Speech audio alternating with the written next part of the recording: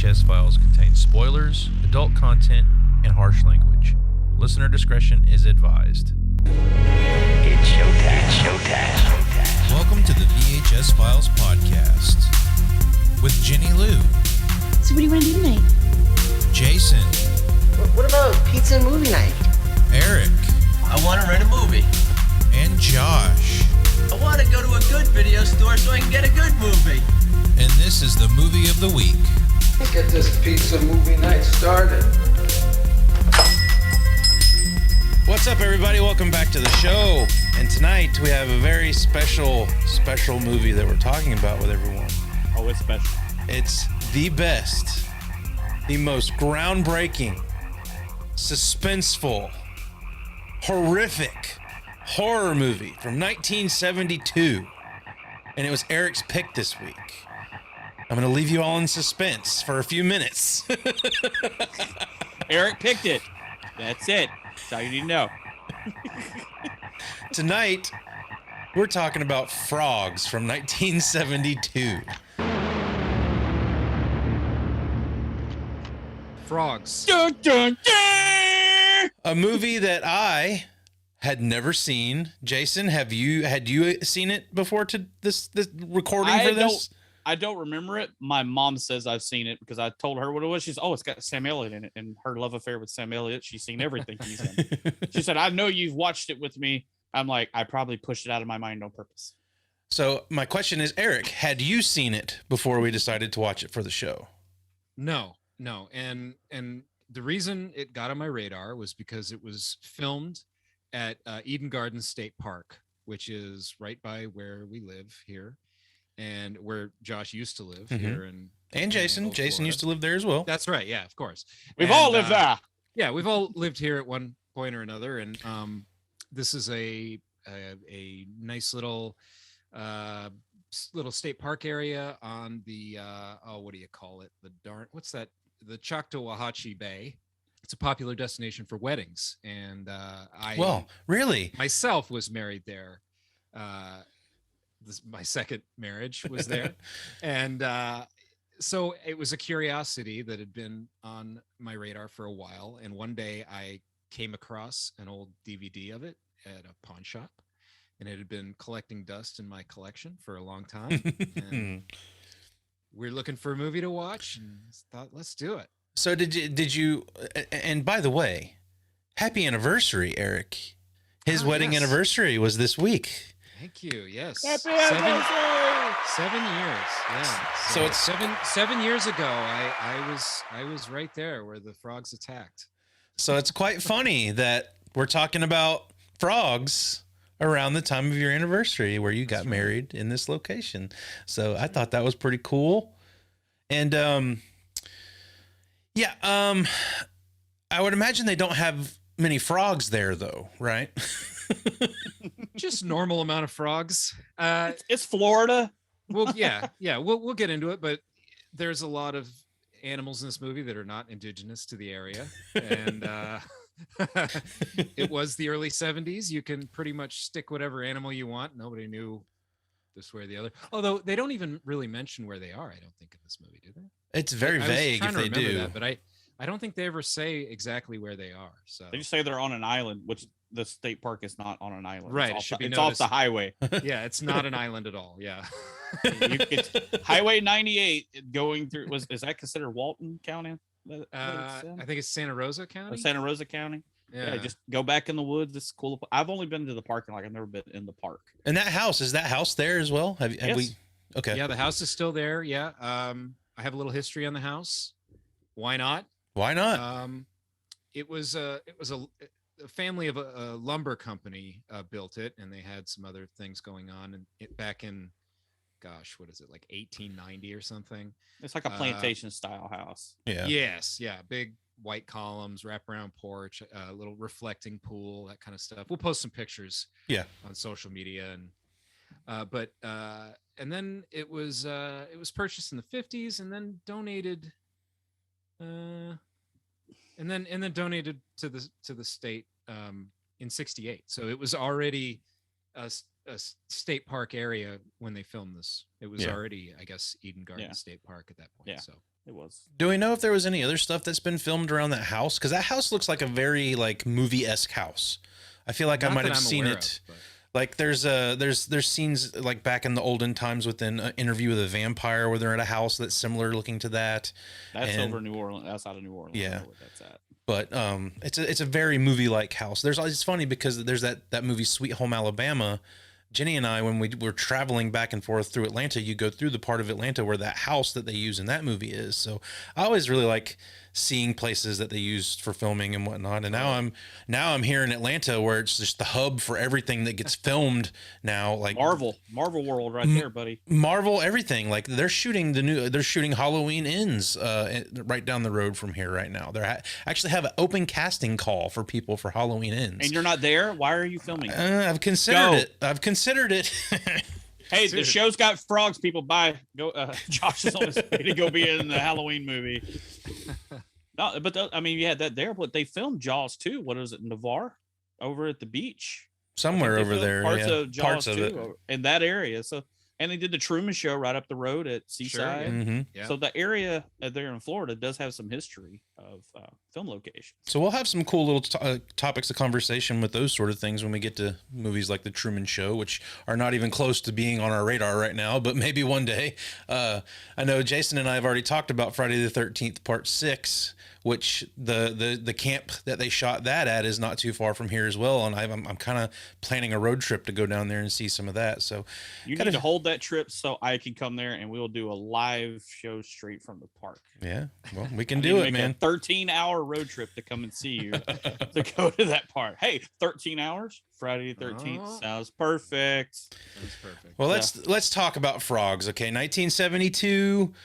Obviously, none of us were around at this time. I don't know what the Not even me. yeah, I don't know what it was like within movies at this time. How this movie was received around the time of its release. I've seen a lot of things online that say that it's this great eco horror movie. Maybe my opinion of that is different than what everybody else's is, but this is an interesting movie. I'll go ahead and say that from there. But before we get into talking about frogs, Eric, why don't you take us back in time to 1972?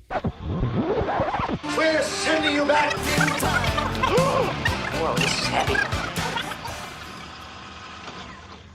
Well, Josh, 9-time Olympic champion swimmer Mark Spitz jokingly told the Russian swim coach in 1972 that his mustache increased his speed by deflecting the water away from his mouth. So the following year, every Russian swimmer had a mustache. When asked, the Russians said they initially didn't like the idea of a mustache, but it eventually grew on them. Waiting for my... Thank you. That one was pretty good. I have another mustache joke, but I'm shaving it for later.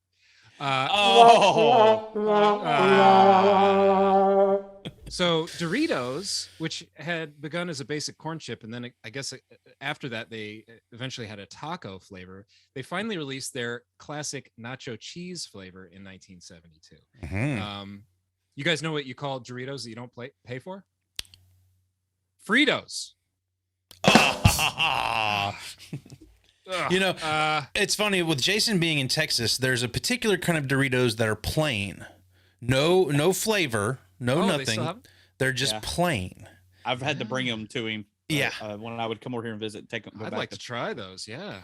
And then- they only come out a couple times a year. They're not here all the time, but you Yep. have to catch them. And my Jenny's grandma used to buy them in bulk, and she would have them. And the only time we would ever get them was when we went to go visit her grandma. And I was like, "Where do you get these?" She's like, "There's a place in Texas." It was that, and bring back Mountain Dew live wires. Josh used to love those. Yeah. I've since foregone my Mountain Dew cravings, but I would still like to get my hands on some of those plain Doritos, though. But anyway, I interrupted me you. too. Eric. Sorry, Go go ahead, ahead. Go ahead, myself. So yeah, 1972. David Bowie introduced his alter ego Ziggy Stardust. Ziggy. He finally decided on the name after several different changes. God. You guys know what a pea-soaked mustache is called? A pistachio.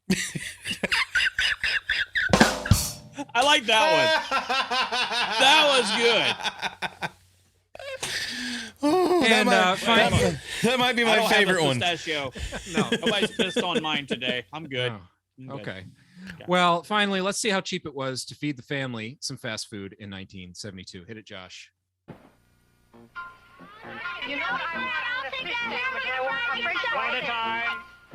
Everybody shut up. You're gonna have a hamburger. Get her a cheeseburger. Fish sandwich. No. Okay. See if I got it all. Get a fry. One cheeseburger. No, two. No, that's one cheeseburger in Big Mac. French fries and a Coke. Hamburger, French I fries, can relate and to chocolate this. shake. A cheeseburger, French fries. I'm and sure you strawberry can. shake, a fish sandwich, French fries, and an orange drink. Boy, is this gonna cost a lot. If you've never been to McDonald's, you might be surprised to find that you can actually feed a family of 4 for under $4. Damn! The Big Mac is like $8 now or something. Oh my God. Inflation's a bitch, isn't it? Yeah. That's ridiculous. Yeah. But I mean, you know, fast food was the thing. I mean, in my family, it was me and I had a brother and 2 sisters. So whenever it was time for everybody to go somewhere to eat, it was always some kind of fast food place. Because God forbid we go to a restaurant, that would have cost us a fortune. Dude, I mean, I remember our trip. My mom didn't like McDonald's. She called it. They made their hamburgers out of roux meat. Like, I'm like, okay, whatever that is. I think she said because you would eat it and it'd jump right back out of you because Kangaroo meat. But we went to Burger King. But shoot, I mean, growing up the way I didn't have a lot. Going to Burger King was like the special event of the week or the absolutely. month. We're going to Burger King tonight. You're like freaking out as a kid. Yeah. You know, and you get a toy with your meal, you know, but it wasn't, it was expensive to us back then, but it compared to today. It's funny you say Burger King. Me and my mom and my stepdad lived in New Hampshire for a brief period in my life. And at the time, my mom was pregnant with my brother. And I had got sent home from school early because there was bad weather or something. And as on my way home, I lived like a block away from school. Short little story for everybody. Lived like a block away from my school. So I was walking home. And as I got there, my parents were leaving. So they had locked up the house and everything. I didn't have my keys. So luckily I got there before they had left. My mom was pregnant and craving Burger King. There was no Burger King in the area that we lived in. We drove to Vermont from New Hampshire to get my mom a crispy chicken sandwich from Burger King because she was craving it that bad. And again, if I had not gotten out of school when I did, I would have been sitting outside of my house in terrible weather waiting for my parents to get back from Vermont. Well, so you're in New Hampshire. What does it take you to drive across the state? 20 minutes? I don't know. It seemed like it was a pretty damn long drive to get a goddamn chicken sandwich. Hey, but when mom's pregnant and she wants a fucking chicken sandwich, you're going to go get a chicken sandwich. So it's what's going to happen. Well, when you want to figure out what's going on with the ecosystem in some area around an island, what do? You go take pictures. And now we're going to get in. Very short lens. Very short lens. In a canoe. Yeah, in a canoe. So, well, all right. just before we get into that, you started talking about the eco horror, and I guess there was a bit of a craze in the 70s of the eco horror. Right. And I just looked up a few of them here. Obviously, some we know, like Killer Tomatoes and Piranha. Mm-hmm. But Night of the Lepus came out the same year. Night of the Lepus, same year, right? Food of the Gods in 76. Empire of the Ants in 77. Squirm 76. Kingdom of the Spiders in 77.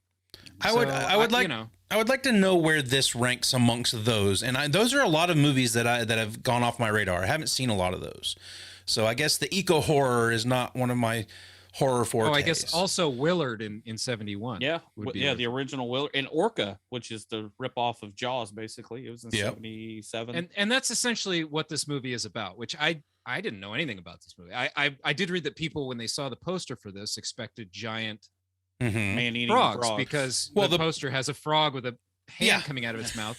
But it's really it's about pollution, and it's about nature fighting back. It's The Happening. What? No. Yeah. Yeah. Come on, guys, take an interest in science. Also, most of most of it isn't even frogs. Yeah, Like, that None of it's frogs. yeah, that Well, was the not none of it, but Well, that was the big thing I wanted to get into from the get-go. This movie should not be named Frogs, okay? No, this, it shouldn't. This movie should be called Reptiles or fucking Frogs, Snakes, and Lizards, oh my, Birds. or something. Don't forget birds. We got some birds in here too. Spiders, butterflies. welcome to L.A., Lower Alabama, something. I don't know. It should not have been called Frogs at all. I mean, all right, because like all the movies that Eric and I just Squirm, all those, the name of the title that involves the animal are the animals doing the killing. The worms kill, the rabbits kill, the rats kill, the piranhas. yeah, the piranha. But the frogs don't run around and like jump on there and eat your head or bite your arm off, or it's I don't know. I was expecting more. Jason, like tell us how you felt about this movie, buddy. Yeah, initial thoughts. Initial thoughts. This movie sucks. I was just like, because I've seen all these other movies. Squirm. I grew up with these movies, and we watched them regularly. We had them on VHS. But like I said, my mom said she knows that I've seen this movie because she's seen it. And like I said, she's the one that got me into horror, but I don't remember it. But I remember Squirm. I remember Night of the Lepus, Orca. We watched Orca a lot. Piranha for sure, and all those movies, and Food of the Gods, and they had a couple of sequels to those too. But I even like the old black and white. You had what was it called? Them or They? It was about ants, but it was an old black and white back in the old days. I can never remember. There's been so many movies called Them and They since then. But Them, They, and That. Them Live. Yeah. But I'm just like movies have got pronouns now. Yeah. So I was just like they them. So basically they them. But since, like I said, I guess I don't remember seeing this, was basically the first watch, and I am like, this is not good. Yeah, I mean, the music score is not good. Honestly, I will say the opening, while it is very slow and doesn't really get to the point very quickly, I do sort of like the droning score that's going on in the beginning, and the title card reveal is awesome. Oh, I like the title card reveal. Thank you, Josh. And yes, this is my pick. I had never seen it. I expected it to be terrible. And yeah. I think it actually surprised me in certain places. It was better than I thought it was going to be. I'm not saying it's good necessarily or great, but I think it was better than I expected. And I think some of this,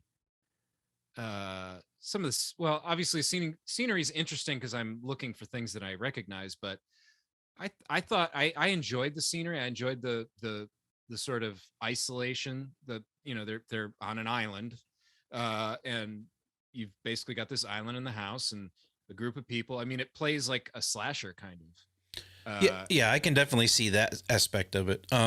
Somebody goes to get something and they don't come back, and right. You know what I mean? And they get picked off one by one, that kind of stuff. Yeah. My initial response to this was it's very slow, and that was kind of hurting it for me watching it this time. Now I watched it again just to kind of brush up because I watched it earlier in the week. It's a long 91 minutes. Yeah, I watched it earlier in the week, and we ended up not recording when we thought we were going to, so I had to watch it again to refamiliarize myself with it.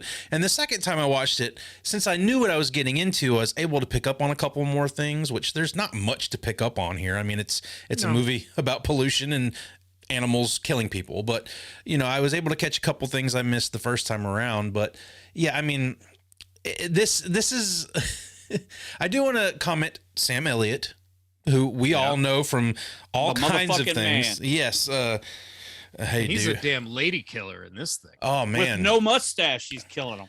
Oh. That was the first comment Jenny had whenever I had it on. She was like, that's Sam Elliott?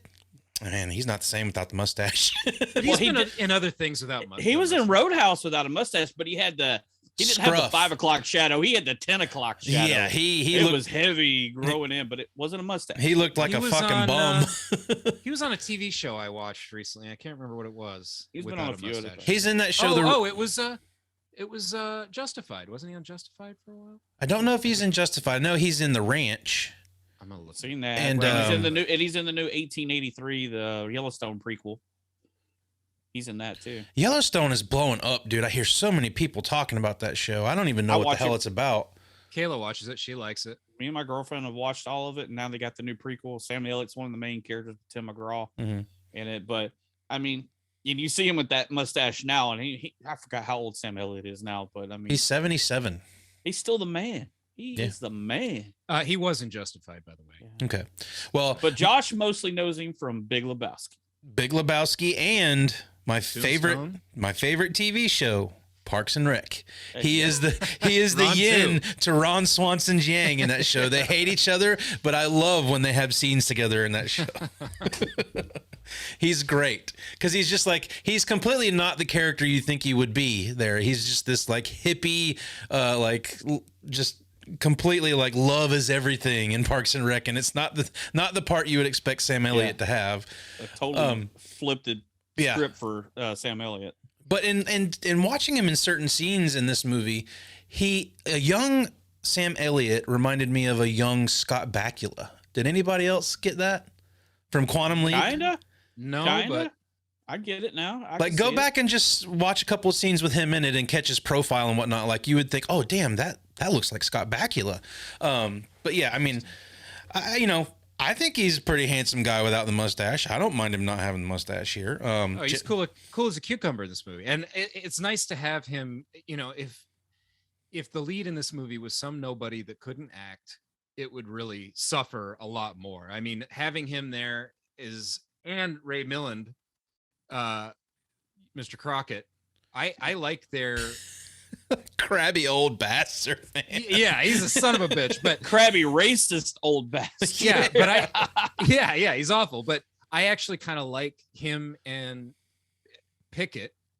It's interesting because Crockett, and maybe it's because he's, he only respects white men, but he actually listens to Pickett, and they actually he respects his opinion even though he disagrees with him. They have some relatively meaningful conversations, I think.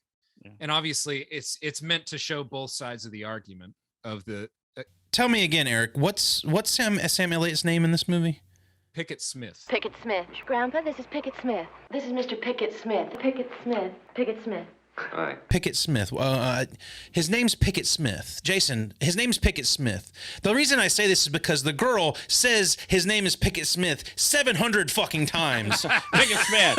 Pickett Smith. That's because she's like in love with him immediately. Oh yeah, she wanted to fuck him, man. Dude, well, look what you said. Look, they had their little talk outside, and she immediately says, "I nearly came by your room last night. Why didn't you? The floorboards creak too much." I'm sorry, Jason Crockett doesn't keep his floorboards in better condition. Yeah, that was like the day. That was the day after he got there, I think. Right? Yeah, I mean, this whole family is horny. Like, I don't know. Like this whole I have a note here. The one brother's going after the other brother's or cousin's girlfriend. Yeah. They are all horny. They're all weird and horny. The one guy goes to the girl and he goes, "How would you like to fight me for my log?" That's really not my kind of game. Dude, I fell out of my recliner and I went, wow. Who wrote this script? Holy shit. I will say her in the beginning in the boat with her brother, and when they knock Pickett out of the boat and everything, which is all really kind of silly. Like, he would have seen this dude in this canoe from how far away ever it was that he was going. But she looks like a fucking banana in that swimsuit that she's wearing. Yeah.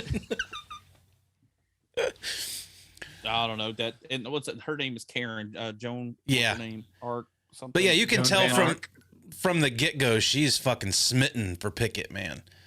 And smitten for the Pickett. Yeah, and he's got his shirt off, and his clothes are all wet. He's, let's get you out of those clothes.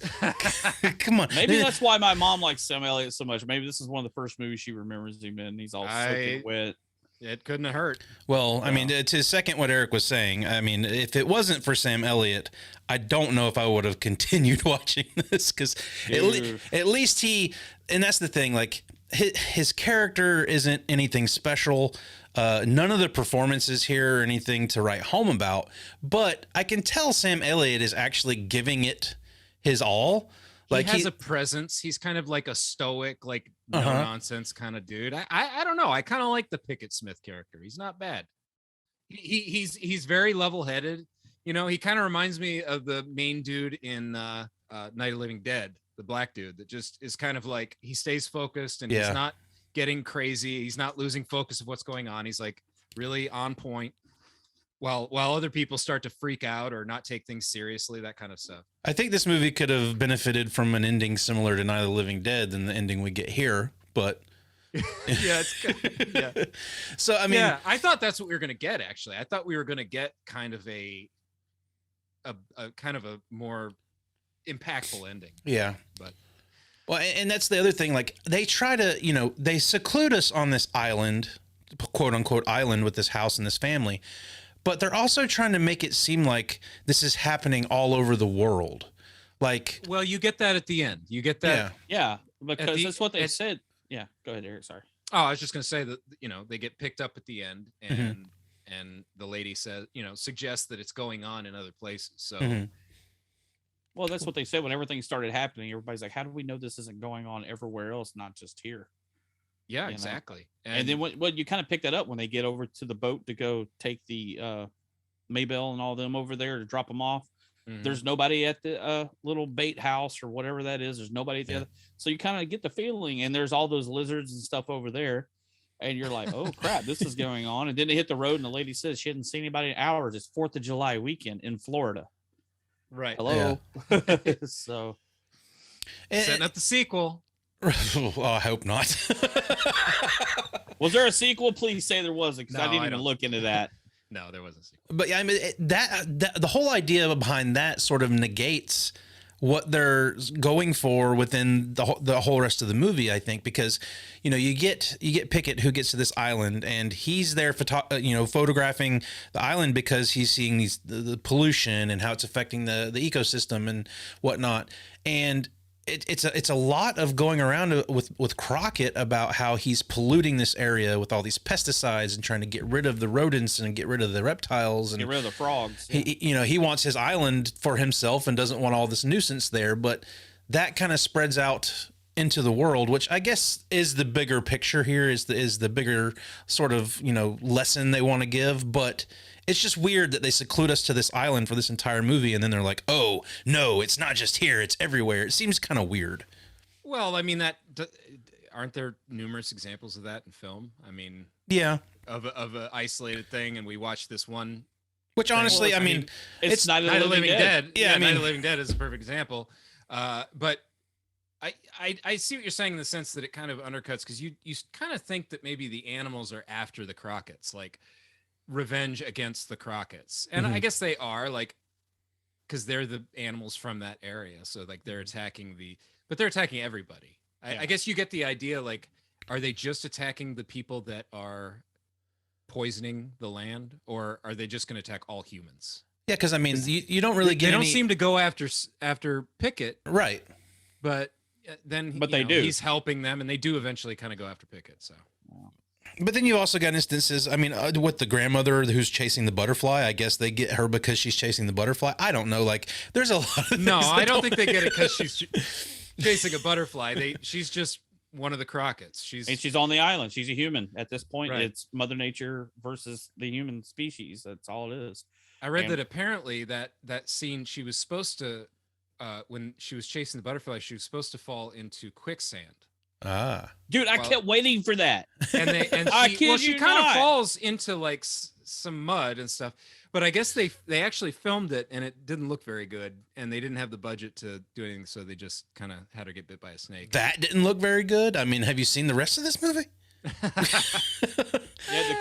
must have been pretty bad. Yeah, the quicksand wasn't quick enough. It was the slow sand. They didn't have quicksand that day.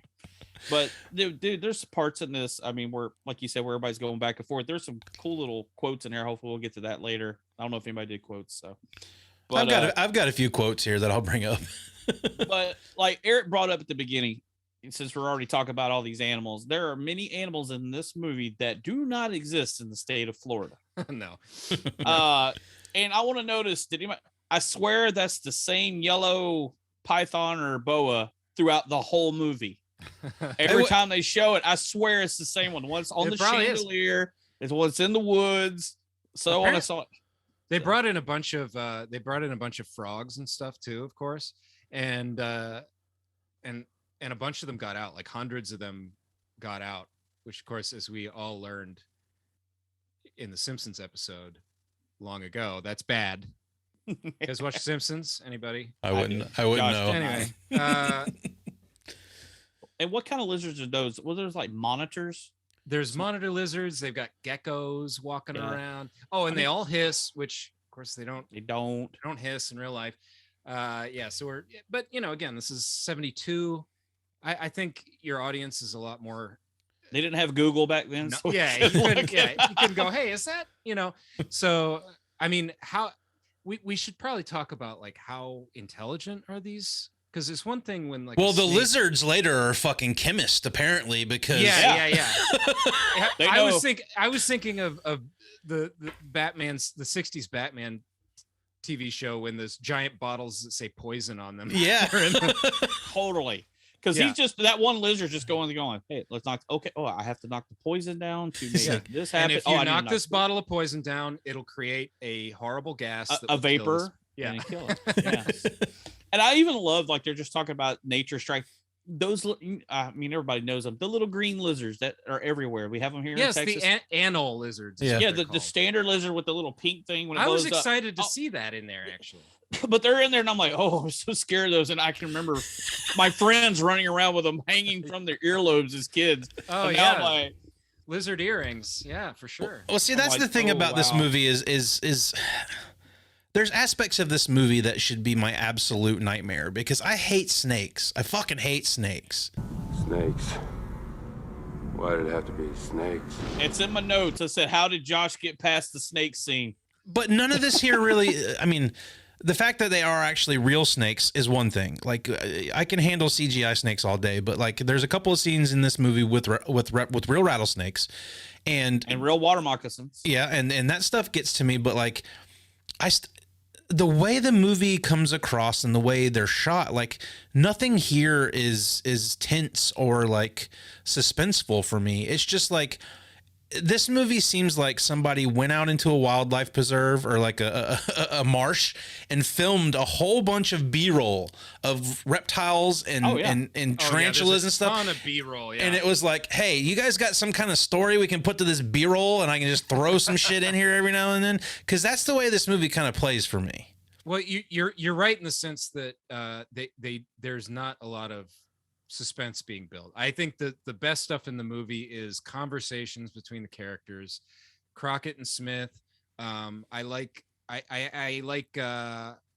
is it the guys, the black girl that's the her name is Belle. Her name is Belle. Her name is also Maybelle, but they just call her Belle. That's right. And she has some good conversations, race type stuff that she's dealing with. They have this old black guy and woman that work for them, and she talks, it's kind of this weird dynamic because she's a guest at the house, right? And she's wearing nice clothes, and they're kind of like old school like house staff, and there's some stuff there. And there's just some funny scenes of the horny family and stuff like that is where I was having the most fun. The kill scenes aren't really, I agree, very good. Yeah, dude, I gotta say about something about one of the kill scenes. Sam Raimi totally stole it. Yes, the one with the spiders and the moss. The moss, yes, that's the tree rape scene. That was. I'm watching this and I went, I caught you, Sam Raimi. I fucking caught you. You got it from here. It's funny. Jenny came in during that scene while I was watching it, and she goes, okay, how the fuck did they get moss all over him? Like that kill is one of, it's like, it's not even like the tarantulas do take this guy out, but the reason they take this guy out is because he shoots himself in the fucking leg. Yeah. Yeah, he does. It's like, you fucking moron. You should not have a gun in your possession. You fucking moron. Well, it's established that he's like the dumb son. Yeah. Yeah. Before that. Oh, which he's one kind is of the that dopey one? son. It's not Clint. Clint's the one that runs him over the boat. He's Mr. Football Jock. Yeah, he's the one. He's the one who's always like being competitive and like he's the one that's wanting to have fight me for my log. He's fighting for his log, and Yeah, and he's just drinking vodka the entire time. Like he's got full glasses of vodka that he's just downing, and he's just getting drunker as the movie goes on. Those of us who don't consume a fifth of vodka every night, that is. And he's drinking beer on the boat in the beginning, and then when they get Smith in the boat, Smith, who should be pissed off, you just ran him over with your boat. He's like, "Hey man, hey, I apologize." Like he's so fucking rude, Dude, and just. But think about where we used to live. All right, dude, he's in a boat riding around drinking Budweiser, which is so totally freaking Bay County, Panama City. Oh yeah. But that's how we, like, during spring break, you would do that. But shut up, fucking apologize here. Fucking drink my beer. Fuck you. Spring break 2021. Oh yeah, I mean he's the party rich boy stereotype. I mean that's what his character is. Yeah, all the stuff with him and his wife is funny. Like her getting like progressively more furious at the frogs croaking. Yeah. All that stuff's fun. What's making there's Sam Elliott is charismatic here. I'll give him that. So he's keeping me in the movie, but also this horrible old bastard Crockett, and how he is just hell bent on like nothing's gonna ruin my 4th of July birthday weekend. We're gonna celebrate this until I'm 100 years old. He takes that so far. Like he takes that. I mean, multiple people have died, and he's like, "We're continuing his plan." He's like, I'm staying in my house. I don't care if my whole family's dead. I'm staying here. Yeah, the like South will rise again. I swear I'm staying right here. Yeah. Oh my God, he's annoying. I know. And what's funny, that man won an Oscar. He's actually a trained actor. He's good in it. I mean, like he can't help the writing is bad. In, but I think the writing is somewhat bad. It's not him. I mean, he was in a couple other things, but yeah, that's the writing in this movie's bad. Well, Dial M for Murder. Dial M for Murder. It's funny because Eric, when you posted on Twitter that you were watching Frogs, Eric will typically put his Twitter post up with a few pictures from the movie, and I think 3 of the 4 pictures you put up had him in the wheelchair in them, and I was like, wow, that's the same like picture with different people, like, and yeah, like. There's a lot of just him sitting in this wheelchair being a cocky old bastard with people trying to talk some sense into him, and he doesn't want to fucking hear it. Yeah, and also funny is that he is pushed around for the majority of the film, and then later in the film he just like starts wheeling himself around. Like he could have been doing that the whole time. Yeah. It's like everyone's pushing him around, that's beneath him. I'd like to go here. Yeah. What the hell do I pay these people for? They're gonna push me around. Yeah, so it's pretty funny. There's like some real humor in this, and I think there's some actual dialogue that's interesting. But go ahead. Yeah, like in the quote, like there's a quote like when they talk about them being the ugly rich. You make it sound like the worst of the ugly rich. We are the ugly rich.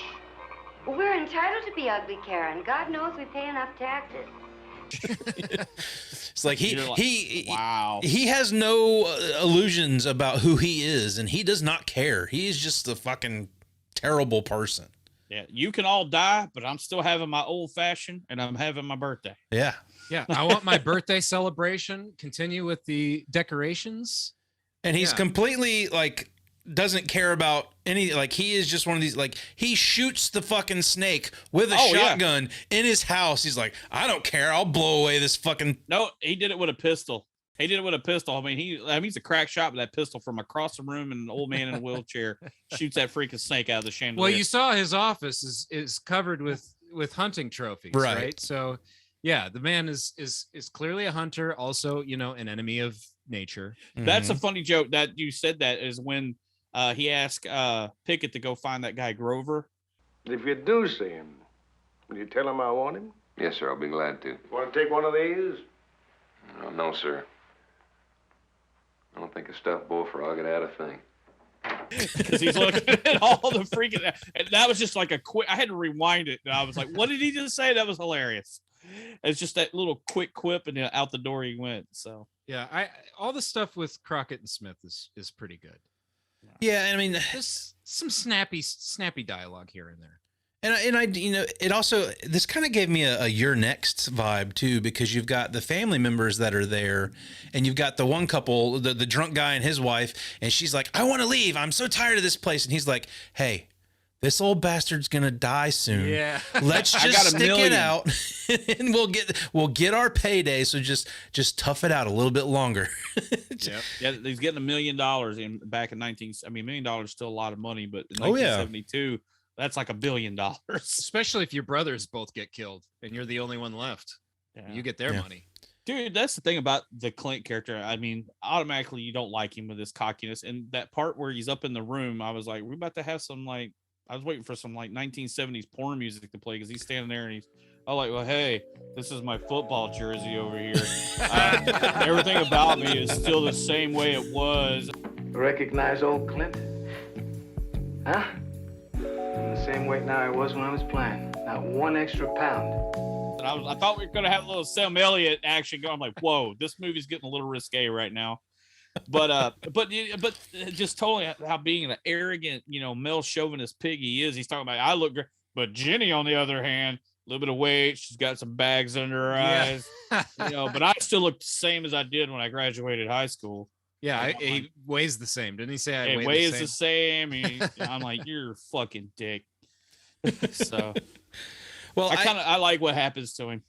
So, well, if you guys have some information about any of the other actors in this, we can do an Almost Famous. But my biggest thing is Sam Elliott's the only guy I recognized here. I can't really comment on anybody else in this movie. Well, and what's his name? The old man, Jason Crockett. He's really the only people who Ray did Millen, Yeah, Ray Millen. I mean, he won an Oscar for a movie. I think a couple of the girls in the movie did some soap operas like Dallas and a lot of them whatnot. did TV, Knots Landing and stuff like that. Joan Van Ark, I think, did some stuff. That was who you're talking about. Yeah, Mm-hmm. Knots Landing. Yeah. Judy Pace did some movies. Thomas Crown Affair. She was a very small role. Brian's Song. Hey, the one that Cotton Comes to Harlem, which looks like kind of a black. I don't know. The one that Joan Van Ark was pretty cool, dude. She voiced Spider Woman in the original cartoon from like the 70s. Hey, oh, really? That's cool. So, but she was also did Dallas and Knots Landing. So, I really can't think of anything. Yeah, Hollis Irving did like Facts of Life. Did you just say that or something? No, I didn't. Yeah, the one that plays Iris Martindale, the older lady, the butterfly lady. The butterfly lady. She was on an episode in a movie, not the show Facts of Life, but a movie called Facts of Life. All right, so let's talk about the butterfly lady grandma here. This whole segment with her chasing the butterfly around, it feels like a fucking fever dream, man. Dude, I'm like, will something fucking bite this lady and get over? She had wandered off. It didn't even matter. There was no way she's finding her way home after this. She'd gone so far off the beaten path. She was going to die of starvation before she found. Well, she would have died. I didn't grow up in Florida, but I lived there long enough that I'm not going walking through the fucking woods in Florida like she was. And I mean, you're going to get bit by a water moccasin, run up on an alligator or something, fall over, shove a stump through your eye when you trip over something. I don't know. That's kind of what I was waiting for happening. Like something might bite her. I was looking for a nice bloody kill for a eco horror movie, and it never really happened. Yeah. Well, I mean, that's the other thing about this movie for me is I understand kind of where they're going with the eco part of it, but nothing here is really getting me. The fact that the first kill, on screen kill at least, that we get in this movie, in a movie called Frogs, is from spiders. It's in Spanish moss. Yeah. Killer in Florida. Killer. So we talked a little bit about how smart the lizards were. But do the trees are sentient? I mean, judging upon that kill, I mean, I can kind of get to that assumption. Or were the spiders knocking the moss down on him so they could lace, like web him up, Spider-Man style, in there? I mean, it would have been better if they could have webbed him up. But I mean, again, we're talking about 72, so they had to do something to to be able to get by without having the effects processes to be able to do that. Well, and you look at it, it's like they're trying to hide the body too. Yeah. So that they can't find them. Because the moss is coming down, the spiders are biting him, and then they're covering him up with webs, and they put more moss over the top of him. So, but speaking, go ahead. Well, no, go ahead with your thought. Well, I was going to say, we're talking about the animals and this stuff, and we're talking about the editing somewhat. Did anybody notice the one with the rattlesnake? He shows the rattlesnake. He's like, but then when it goes to it hissing, it's a water moccasin. Yeah, it's and not. Then it goes back to the rattlesnake. Yeah. There's we have a lot of indigo snakes as well, which are non-venomous. Yeah, that they're are chasing them around. Well, fucking, most frogs aren't venomous either. Like that's the other thing is like, why am I supposed to feel threatened by frogs in this movie? Like it's not a dart frog that they use that are poisonous and stuff like that. It cuts back. The editing in this movie. I guess the star of this movie really is the editing because there's so many cuts. Like there is a particular scene when Smith goes into the woods for the second time to go look for something or go get the body or whatever, which we'll get to that in a second. But like, it's him walking, cut to frogs. Him walking, cut to frogs. Him walking, cut to a snake. Him walking, cut to a fucking butterfly. It's just like the editing and the sound design in this. Now, again, a movie called Frogs, the frog croaking, I can understand having that in there, but there's this one particular sound when they're walking around in the woods, and I don't know what it is. I thought it was somebody like signaling or something because it's a rhythmic pattern. And Jenny said it might be an owl, like they're trying to make it sound like an owl's hooting or something, but I'll insert a clip here in the show so you can hear what I'm talking about. Can you just try to recreate it with your mouth? Yeah, it's like and that sounds like a bird. What I'm doing sounds a lot more like natural to an animal. Is it a whippoorwill? What they're doing in this movie does not sound like an animal to me. That was the gecko. That was the sound the gecko makes. Yeah. I was waiting for them to stop and say, "Can we save you 15% or more on your car insurance?" Well, because those geckos were everywhere. The scene in the greenhouse, whenever they're knocking the poison and shit all over, they cut to one of the geckos in there, and he goes, "Guys, looking at him." Yeah, he's got his mouth open. He's just like, yeah, fucker. Yeah, that's it. That's we the got gecko. you. That's the gecko from the Geico commercial. That's his first on-screen appearance. Yeah. He went on to his do early better career. things. Yeah, that's his early career. Landed that endorsement deal. It's nice to see that he's still getting work in these days. That's how it all works out right there. Yeah, I mean, like you said, we have animals that are non-lethal, like the frogs, the geckos, the regular green lizards that we have.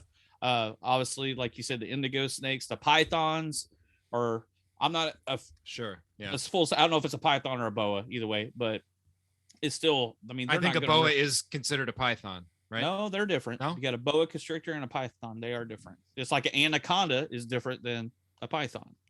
Okay, let's not compare the sizes of our snakes, guys.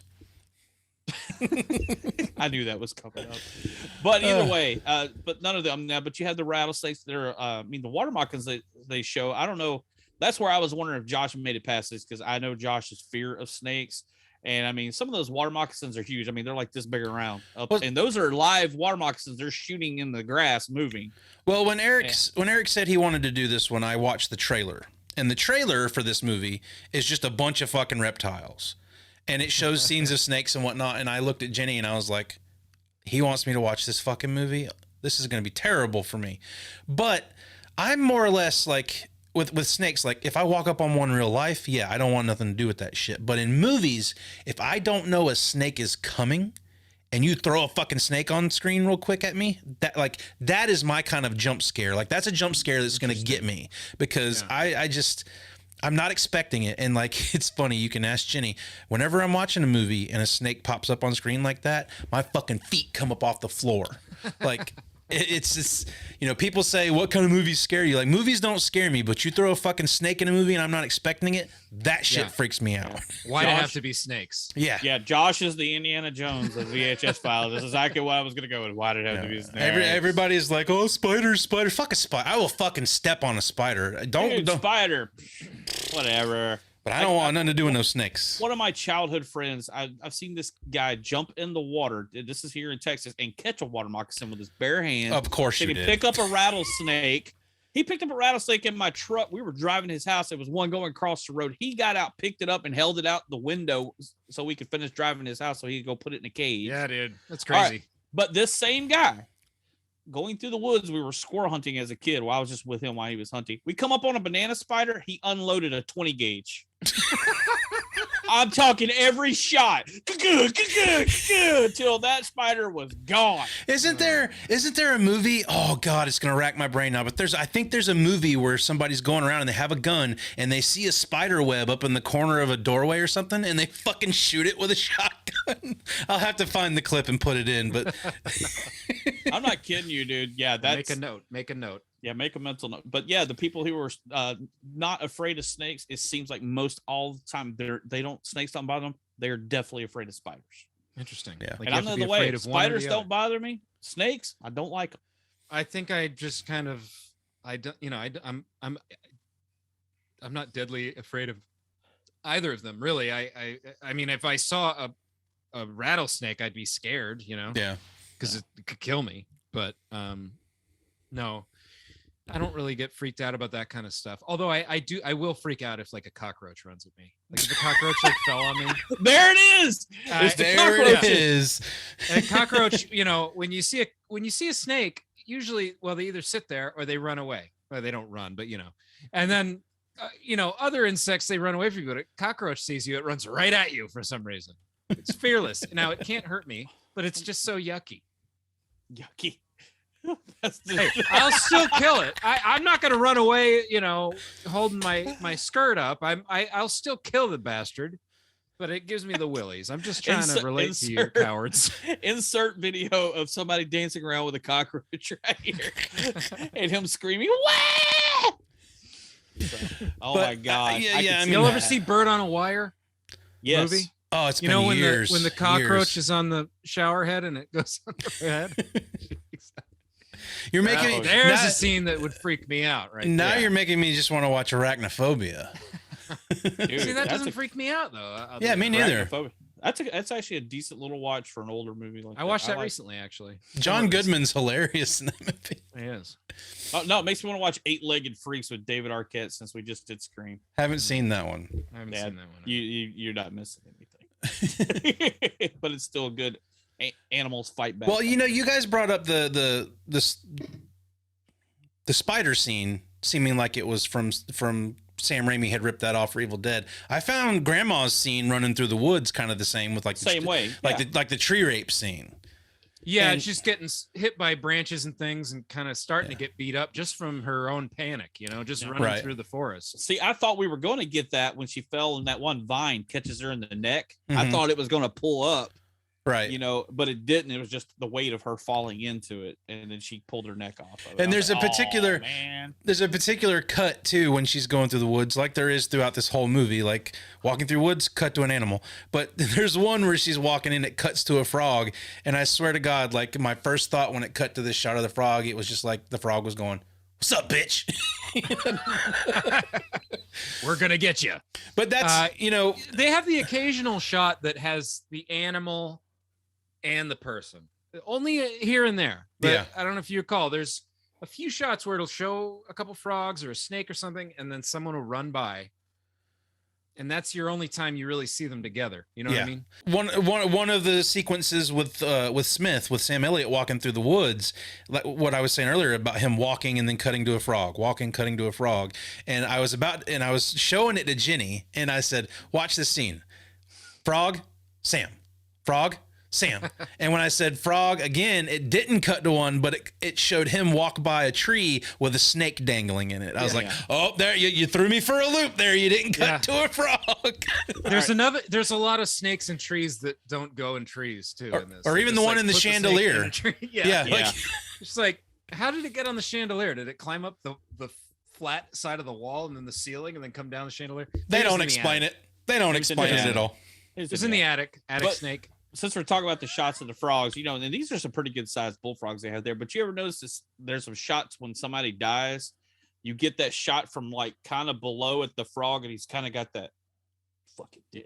Yeah, It's got that because they got that ridge on their eye, and it looks like they're giving you the side eye. It does kind of suggest that the frogs are like They're the masterminds Yeah. behind The frogs are the they're like- kingpin of Yeah, the swamp.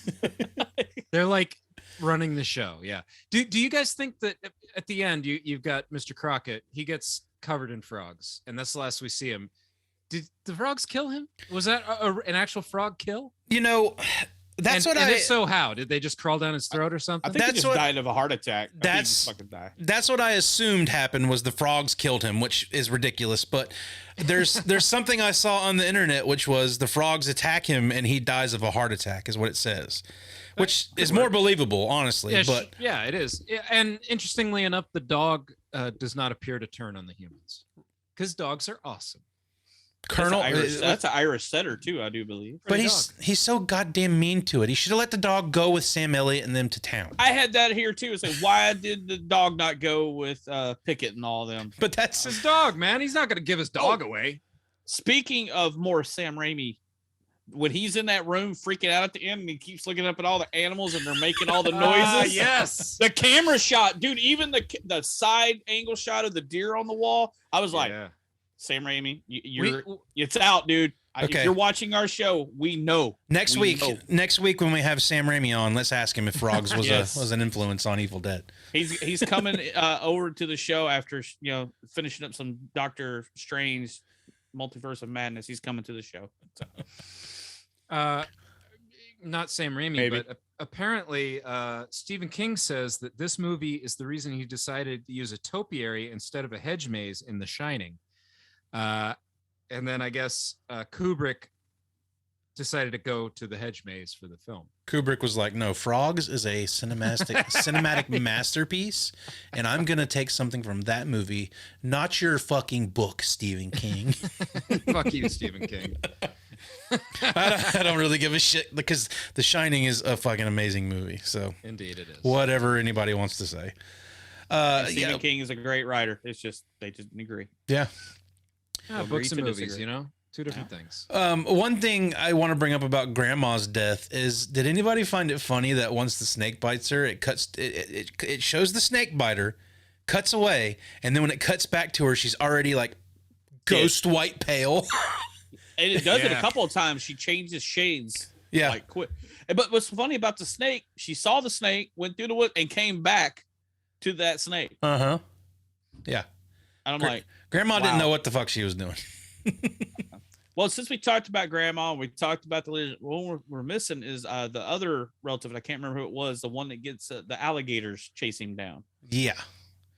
And he's walking through the woods, and there's a huge ass alligator. The first one right here when he walks right past it. I kind of want to know what that actually can happen around here. Yes, that can.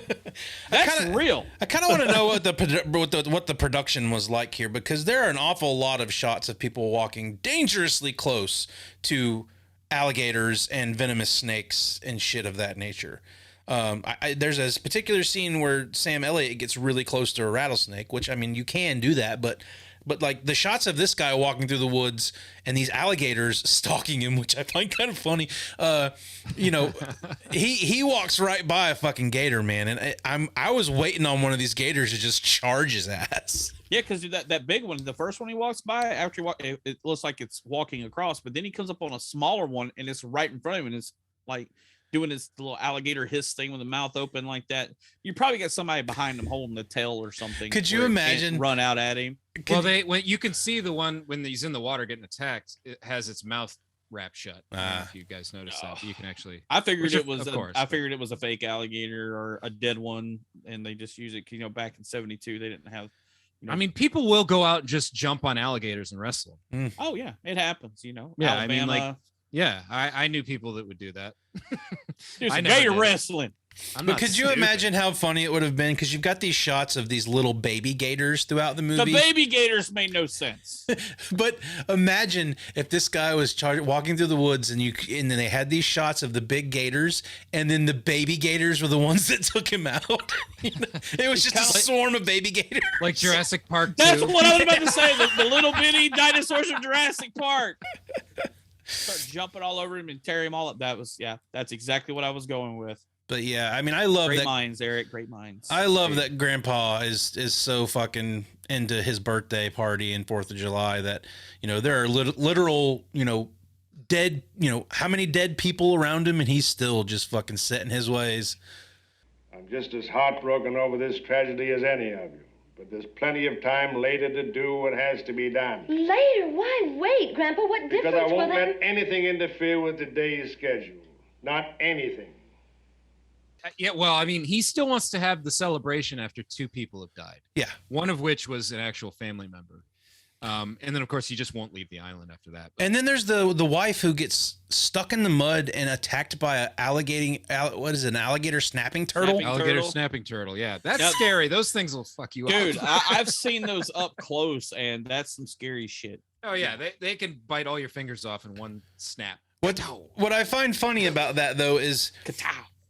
The guy, her husband, has gone to go check out the town or drop everybody off in town, and they find out that everybody's gone and whatnot.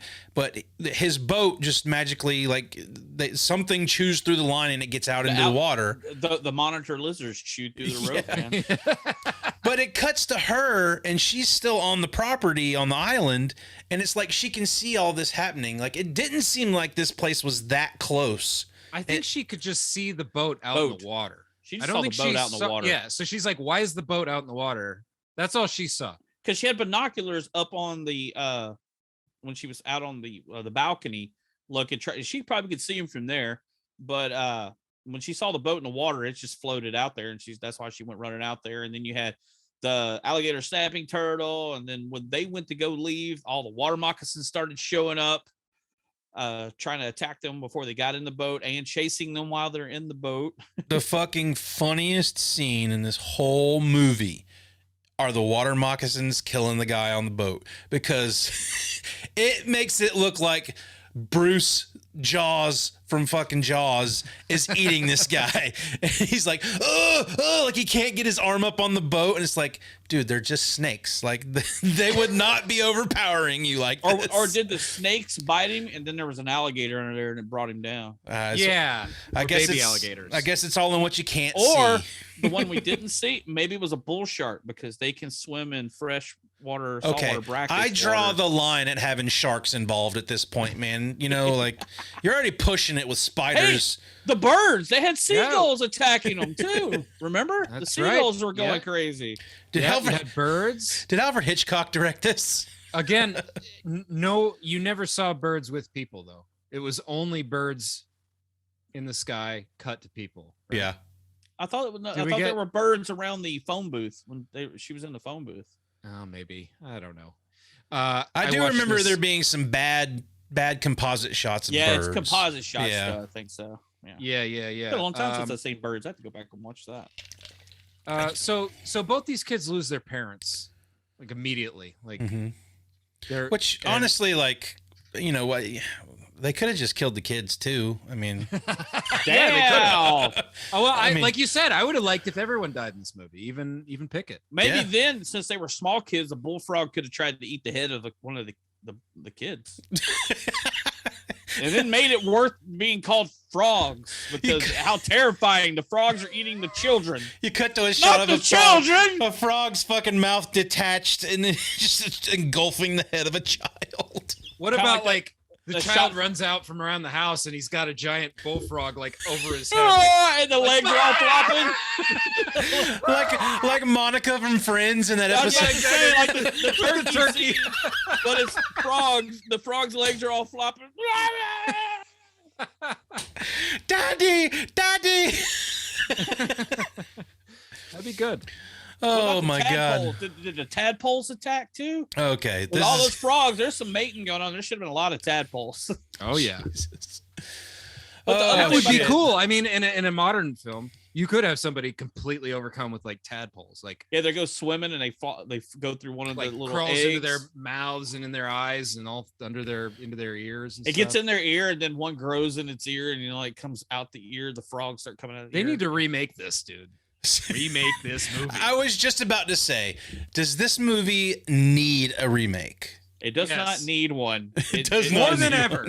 More than ever. We've got They remade Piranha. We've got climate change going on. We've got weird weather patterns. This is the time to remake Frogs. You know, frogs in a movie that was disturbing for me, much more disturbing than this movie, which was supposed to disturb me, were the frogs in Magnolia. Just fucking raining out of the sky for no reason. Yeah. You know. Smashing on the ground. But the problem with remaking this movie is they're just going to CGI everything. It's going to look terrible. It's going to be fucking snakes on a plane. It's just going to be bad. So I don't even know if this would change my mind. I don't know, and they have to have Samuel L. Jackson in the movie too.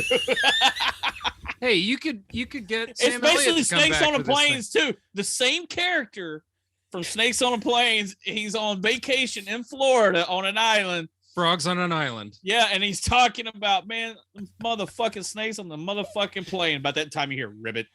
Gotta get these motherfucking frogs off this motherfucking island.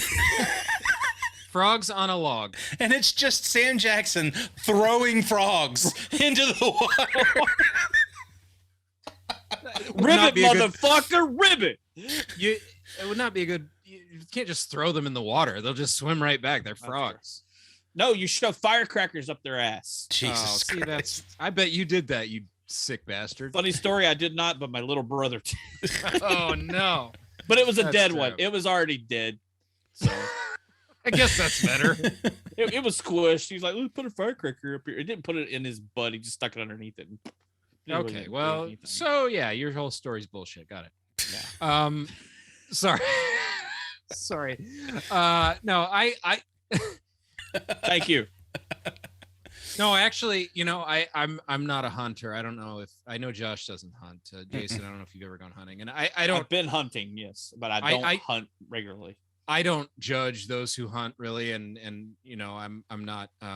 Well, depending on the like I'm not like anti-hunting or anything like that. But for me, one time I had a BB gun. I was a kid, and I shot a frog, and I shot this frog, and it was the first thing I had ever shot, and I shot and I blew off like its back legs. Right? Oh my god! Dude, what kind of BB gun are you shooting? It was a little frog. Okay, it was not. It was like a little tree frog. And I hit him right in the right spot. You know what I mean?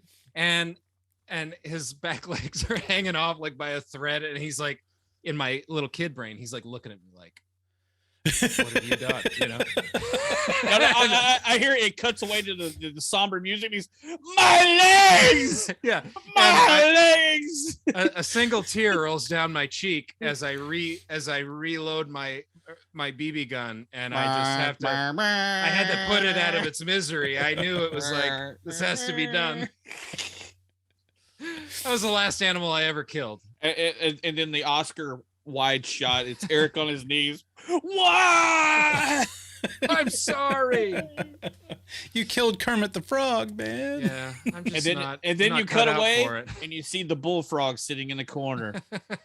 I see, looking at me, remembering. He won't forget. That's how it is in Orca. I think that's why the killer whale chases the guy. I think they killed its baby. It's been a long time since I've seen Orca too, but we saw it regularly. It's something to do with that, and the whale remembers. Is that the next movie we're gonna do, Orca? Are we gonna do all eco horror now? Isn't Robert Shaw in that? I can't remember the guy's name. He's been in no. He's in that movie The Deep, I think. There's that movie The Deep that came out after Jaws. That's what I'm thinking of. I think. I don't know. Maybe not. Dude, you guys can remember shit. Dude, I'm old. I can't remember shit. Well, did you do taglines, Jason? I did not, because I looked at the taglines of this and I was like, I can't think of anything. I was just like, I don't want to waste my brain power. It made my head hurt. You are squeamish, stay home.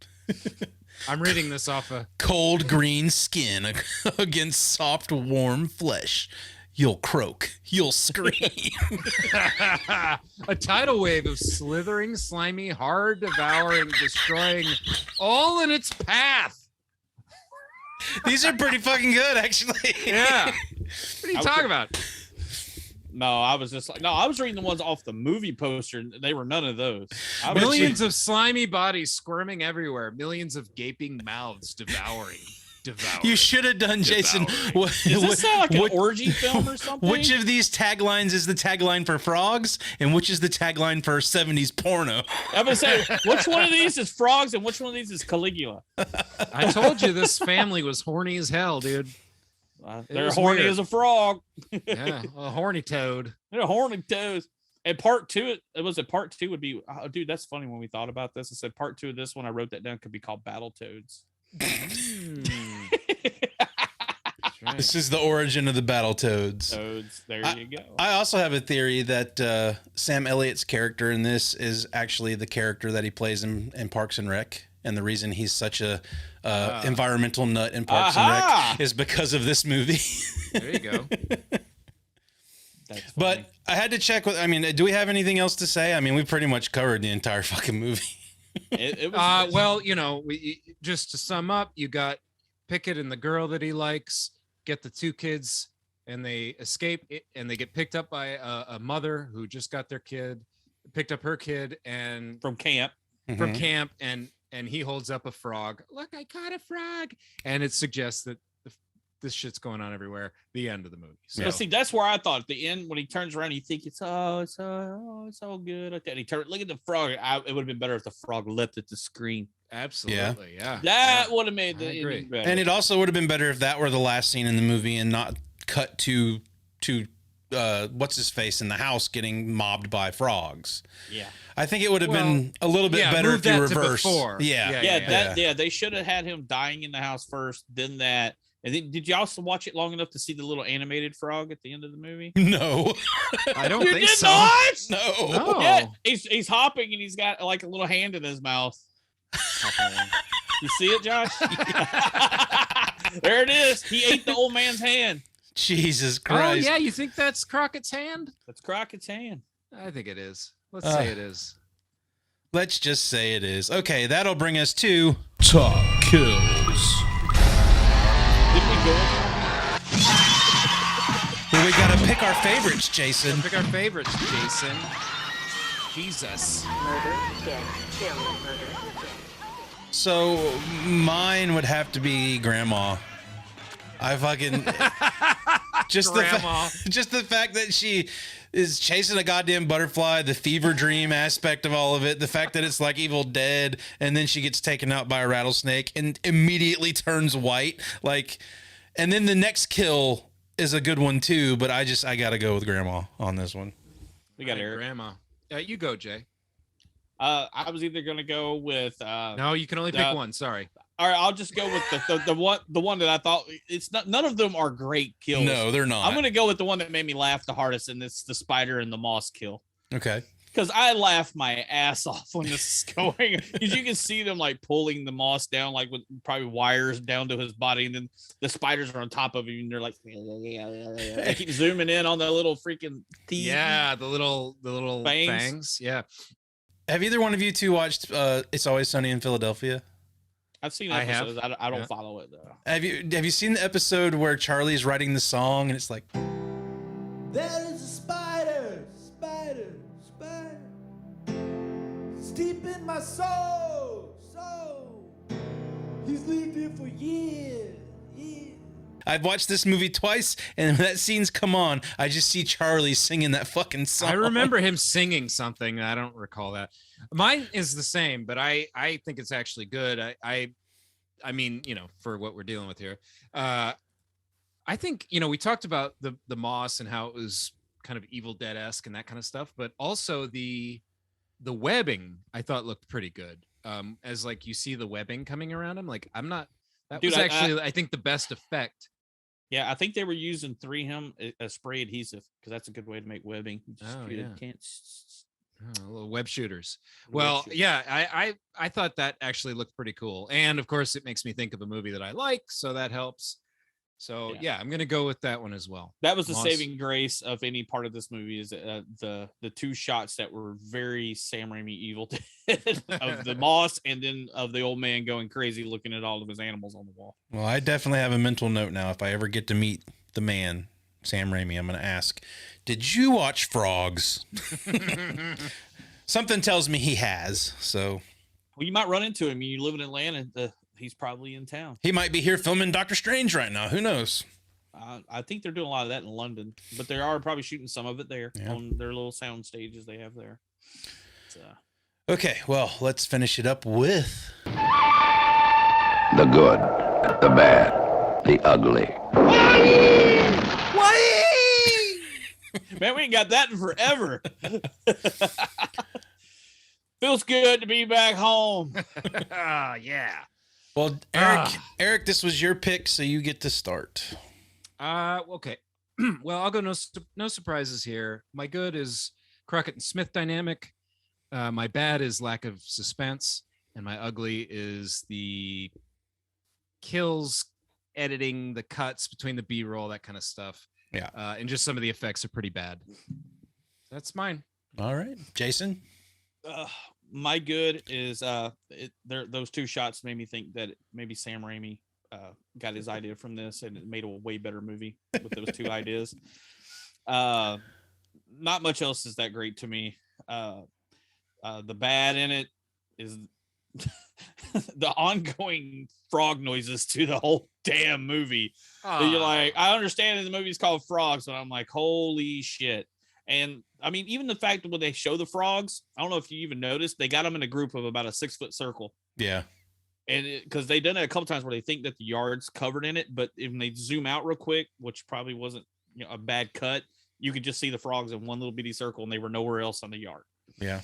So that's where CG, you say CG's bad, but that's where CG could be helpful. And that's my ugly part. You could show some scale. Yeah, the ugly part is the cutting, the editing, like Eric was saying. I mean, it's just like, it's really, there's not really any fluid there. It's just bam, bam, B-roll, shot, B-roll. It's not that.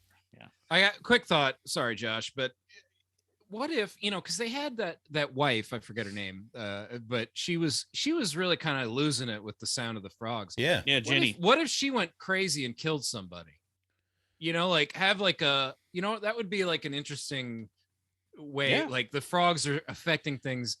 Eric, you're coming up with a better fucking. You're coming up with a better screenplay for a movie right now because she was starting to lose it. Yeah, Okay. like what if all these things are driving them insane to the point where they're willing to commit murder? Right.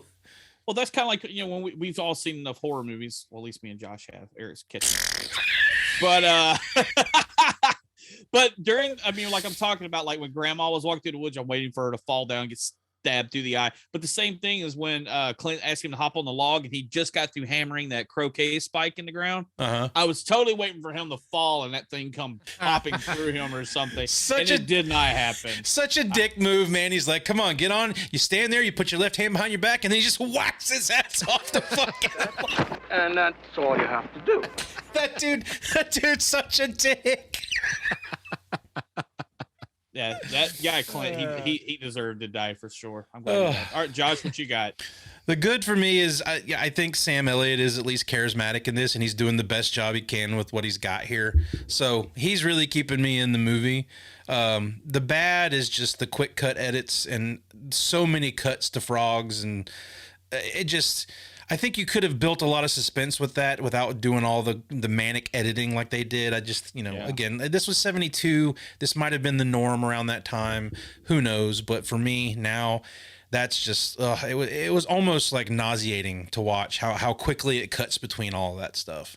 The ugly is Mr. fucking Crockett. Just his... Yeah. His racist, sexist, fucking, I'm better than everybody. I mean, his line is, what is that line? He says, I control the people on this island. When they're trying to get everybody off the island, he's the fucking worst, He's the man. ugly rich. Yeah. Sounds like some other people in the world nowadays. Indeed it does.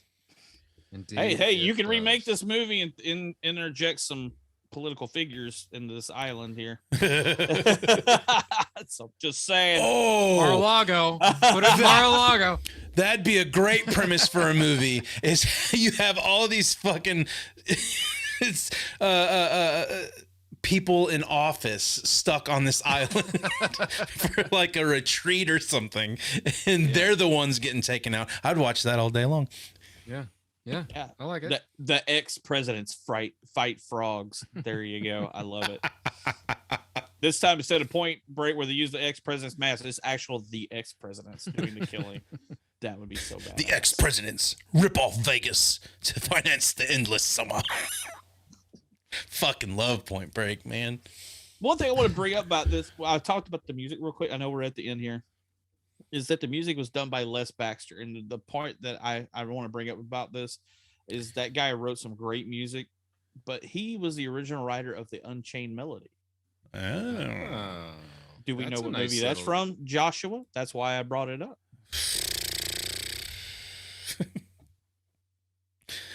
One of your favorite movies that's nobody would think would be your favorite movie. And we've already talked about the movie on this show.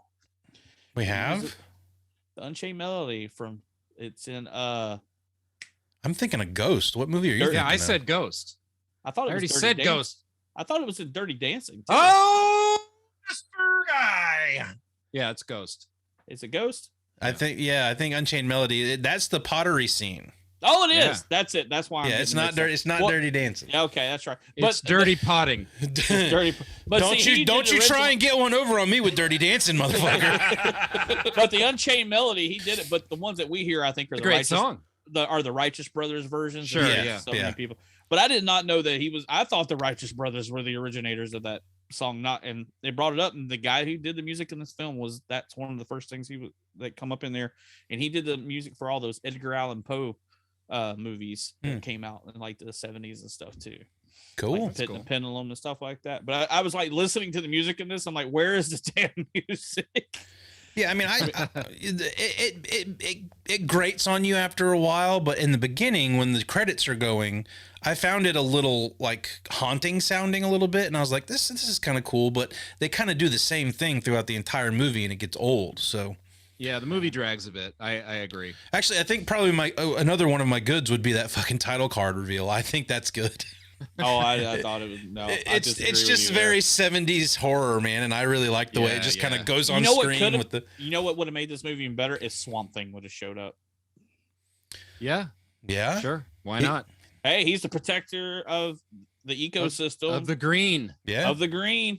That would have been awesome. Why didn't him and like Wes Craven get up and make Swamp Thing show up in this movie? Something. We'll never know. All right, guys. Well, I think that's going to do it for our conversation about frogs. Frogs. I honestly didn't think we were going to have too much to say about it, but this ended up being a pretty nice conversation. I had a great time. Yeah, it was fun. All right, everybody. Well, I do want to let everybody who's listening know that we have some exciting news here. We're probably going to be doing some giveaways coming up, so please make sure you keep tuned in to us. We're going to be giving away some digital codes for movies and whatnot moving forward. And being as though that it's February, we may have some romantic movies that we might be giving away to everybody. So if you're into romantic movies, or if you got your wife and you want to have a nice little romantic movie, we may have some special stuff coming up for you. So stay tuned for that. If you like this episode, if you like our show, if you think we're funny, if you think we're terrible, please leave us a comment below and let us know that. Give us a 5-star rating on iTunes or a 1-star rating. If you don't like us, we don't care. We just want to know what you think of our show. And make sure you subscribe. Make sure you do all the good stuff to let us know that you like us or don't like us. We would really appreciate it. Until next time, be kind. Rewind! Get the fuck out, ribbit. You've been listening to the VHS Files podcast. Watch a few movies, take a few notes. If you like what you heard, please subscribe and drop us a rating and a review wherever you get your podcast. It was fun. Send your questions, comments, and movie suggestions to vhsfilespodcast@gmail.com. You sick fucks, you've seen one too many movies. Don't you blame the movies! Follow us on all social media outlets at VHS Files Podcast. Movies don't create psychos! Check out our YouTube channel for more content. Movies make psychos more creative! Thanks for listening.